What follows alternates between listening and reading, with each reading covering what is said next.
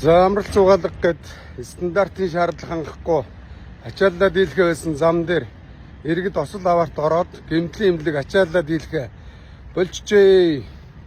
Яасаг Эрдэнэтээс манай нэг найз уцсаж чинь гэмтлийн имлэг танд хүн байна уу гэн. Байхгүй очиод үзүүлээч тэнд танилцаад байх юу байсан гэж тэглээ. Тэгсэн чинь сарын дараа очиртой гинэ. Сарын дараа шүү. Нэг сар боддоо хүүхдийн шүрмсөд тасалсан Эрдэнэтэд имлэг манайх шүрмс оёж чадахгүй гэсэн гинэ.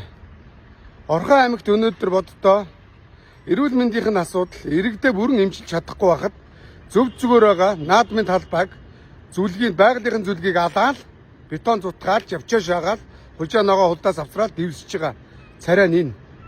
Энэ хэдэн песта царайсан дарга нарт өөр хийх юм олдохгүй. Ганц чаддаг юмд бордуур солино явган зам солино зүгээр байгаа юм солио шаагаад байна. Тэр имлэгийн тоног дөгөөрөмж эмч боловсон хүчний асуудал ямаагүй хэдэн улгаач нарт. Ийм л байна бодит царайч юм. За тэгэл цаашлаад одоо энэ ачааллаа дийтгэ байсан зам барилга энэ ачааллагтай замуудыг би байнга ярьдаг штэ. Лүн үрдэл дөрөв игнэ. Цаашлуул чадвал хэлсэн тасархаа. За урагшаага Төв аймаг. За энэ замын үд ийшээ зүүн тийшээ энэ ядаад Багнуур хүртэл. Тэгжээж энэ ачаалал чинь буурнаа. Улаанбаатараас иргэд гарнаа. Түгжирэл чинь багаснаа. Малуудаа ойлгосноо. Ингээ асуудал харил зөндөл юм байна да.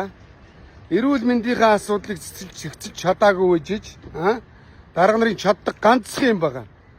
Хэдэн золбон хулгайч нар эднэрийг ер нь бол байнгын өдөр болгон бузар булаагийн дуудаж явах хэрэгтэй.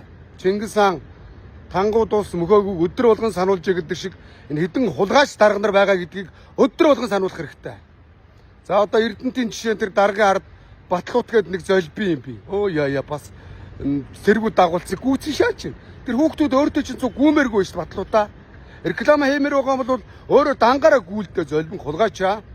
Эднэрт бөө одоо тэрийн нүгээр над чи гар утсаараа биччихгүй мөө. Ур тойн машин яваал ингээл зураг аваал. Тэгэл одоо болж гин үгээл үзэл идийтлээл. 80 болж байгаа шүү шаарнууд. Тэгээ одоо энэ аймгийн дарга нарыг нэг их хурлын гишүүд гээд нэг хулгайч нар өдөрддөг болсон. Булганыг Сахал Эрдэнэ Сахал Бат Эрдэнэгээ хулгайч өдөрж байгаа. Өмнө говийг Ажнаа Бат Эрдэнэ өдөрж байгаа мөн үү? За одоо Эрдэнэтийг үлчинд Батлуут өдөрж байгаа.